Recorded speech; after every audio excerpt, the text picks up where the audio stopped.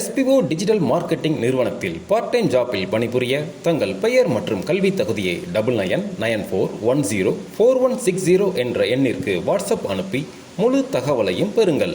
Skip பண்ணாதீங்க, பெரிய தப்பு. தினம் 300 ரூபாய் சம்பாதிக்க அரிய வாய்ப்பு. இன்ஸ்டாகிராம், Facebook பயன்படுத்த தெரிந்தால் போதும். Content post and content publishing மூலமா தினம் 300 ரூபாய் சம்பாதிக்கலாம். இந்த வேலை செய்ய 5 நிமிடம் போதும். Work training support, group communication support, all language customer live chat support, முக்கியமா சொந்தமா ஒரு பிசினஸ் ஸ்டார்ட் பண்ற அளவுக்கு உங்களால கற்றுக்கொள்ளவும் முடியும், சம்பாதிக்கவும் முடியும். இந்த வேலை வாய்ப்பு வழங்குவது 5 வருடத்திற்கு மேல ரன் ஆகிட்டு இருக்க நம்ம தமிழ்நாட்டு company school of business organisation private limited. மேலும் விவரங்களுக்கு டிஸ்கிரிப்ஷன்ல கொடுத்திருக்க நம்பருக்கு வாட்ஸ்அப் பண்ணுங்க.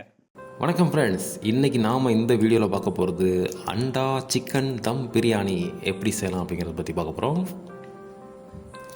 ஸோ ஃபஸ்ட்டு தேவையான இன்க்ரீடியன்ஸ் எல்லாம் வந்து என்னென்னு பார்த்துக்கிட்டிங்க அப்படின்னா, தக்காளி ரெடியாக வெட்டி வச்சுருக்குது, அடுத்து வெங்காயம் இருக்குது, மல்லிக்கொலை, புதினா, இஞ்சி பூண்டு பேஸ்ட்டு எல்லாம் தயாராக இருக்குது. ஒரு 4 ஃபேமிலிக்கு சமைக்கணும், அதனால் வெளியில் திண்ணையிலலாம் வச்சுருக்கோம். அடுப்பு செட்டப்லாம் போட்டு ரெடியாக இருக்குது.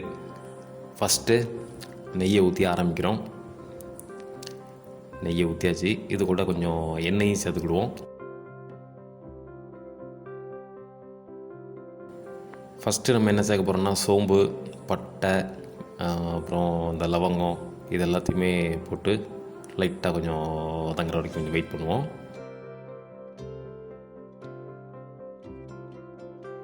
ஸோ இது எல்லாத்தையுமே போட்டாச்சு. கொஞ்சம் சூடானதுக்கப்புறமா நம்ம ஆல்ரெடி வெங்காயம் நறுக்கி வச்சுருக்குறோம். ஸோ அது எல்லாத்தையும் போட்டு வதக்க வேண்டியது தான்.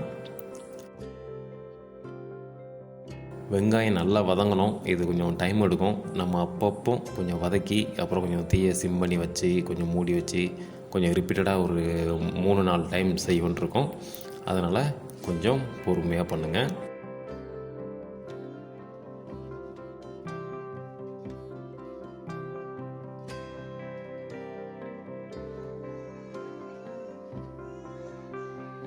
இந்த ஓரளவு மூடி வச்சுட்டு அதுக்கப்புறம் கொஞ்சம் வதக்குறோம்.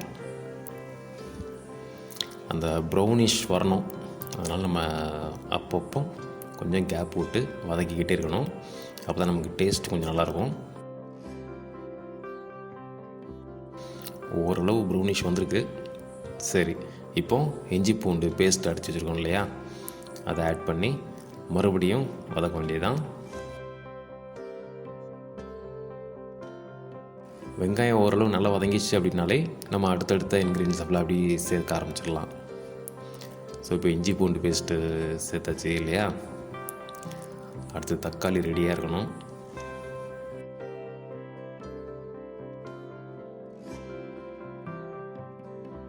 கூட ஒரு டைம் சேர்த்து நல்லா வதக்கியாச்சு. ஓகே, அடுத்து தக்காளி ரெடியாக இருக்குது. தக்காளியும் தட்டி இனிமேல் சேர்த்து வதக்க வேண்டியதான். தக்காளி வந்து நீங்கள் நல்லா பழமாக பார்த்து வாங்கிட்டீங்க அப்படின்னா வதங்குறதுக்கு கொஞ்சம் ஈஸியாக இருக்கும், டேஸ்ட் நல்லாயிருக்கும்.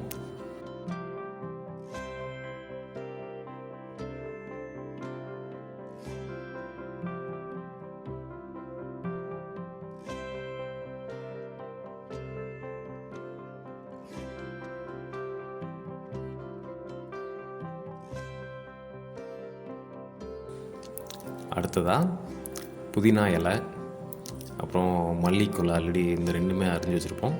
இது 2யுமே சேர்த்து மறுபடியும் இதை கொஞ்சம் நல்லா வதக்கணும். பிரியாணி பண்ணுறதுக்கு வதக்கிறது வந்து முக்கியமான ஸ்டெப்பாக இருக்குது. பெரிய ஃபேமிலிக்கு சமைக்கிறதுனால கையெல்லாம் பயங்கரமாக வலிக்கும்னு நினைக்கிறேன். அன்றைக்கி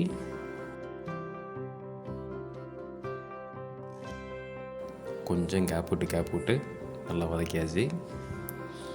இப்போ நம்ம மசாலா ஆட் பண்ண ஆரம்பிக்கிறோம். ஃபஸ்ட்டு மஞ்சள் தூள், அதுக்கப்புறமா சில்லி மிளகாய்த்தூள், இது வந்து காஷ்மீரி மிளகாத்தூளாம். அதுக்கப்புறம் மல்லி பவுடர், அப்புறம் நம்ம மிளகுத்தூள், ஃபைனலாக நம்ம பிரியாணி மசாலா. ஓகே, எல்லாத்தையும் ஆட் பண்ணியாச்சு.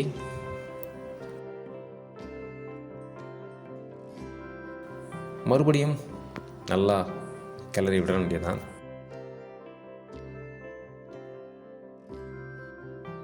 அடுத்ததாக கொஞ்சம் தயிர் சேர்த்துக்கிடுவோம்.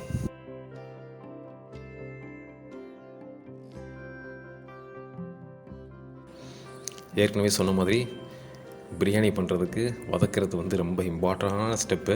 அதில் மறுபடியும் நல்லா வதக்கிக்கலாம் எல்லாத்தையுமே. ஓகே, இப்போ உப்பு சேர்த்துக்கிட்டுருவோம். கொஞ்சம் சிக்கன் பீஸ் கழுவி ரெடியாக இருக்குது. ஒன்று ஒன்று ஆட் பண்ணி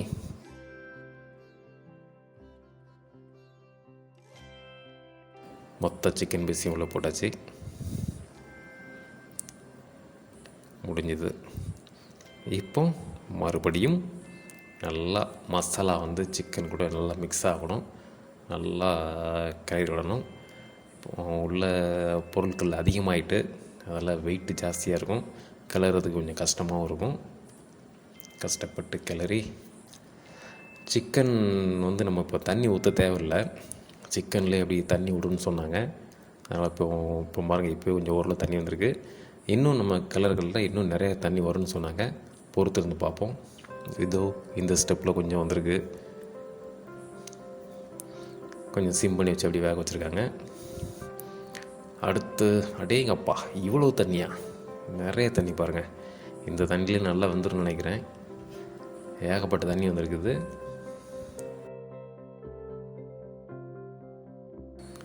நல்லா கிளறி வேக வைக்கலாம். லெக் பீஸ்லாம் கிடைக்குது. லெக் பீஸ் யாருக்கு கிடைக்க போகுதுன்னு தெரில.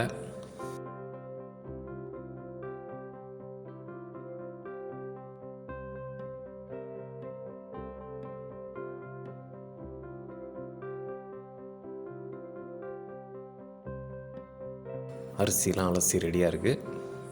சிக்கன் வந்ததுனால நம்ம இப்போ அரிசியை சேர்த்துக்கலாம்.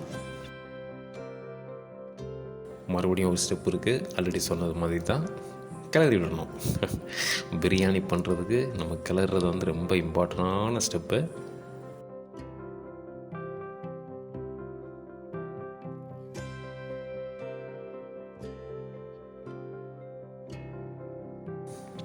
இதான் ஃபைனலாக கிளறதுன்னு நினைக்கிறேன். இதுக்கப்புறம் கிளற வேண்டி இருக்காதுன்னு நினைக்கிறேன். நான் எல்லாத்தையுமே சேர்த்தாச்சு. நம்ம அரிசியை எந்த அளவுக்கு எடுக்கிறோமோ அதே அளவுக்கு தண்ணி சேர்த்துக்கிடுறோம். ஃபைனலாக ஒரு கிளறுங்க, அவ்வளோதான்.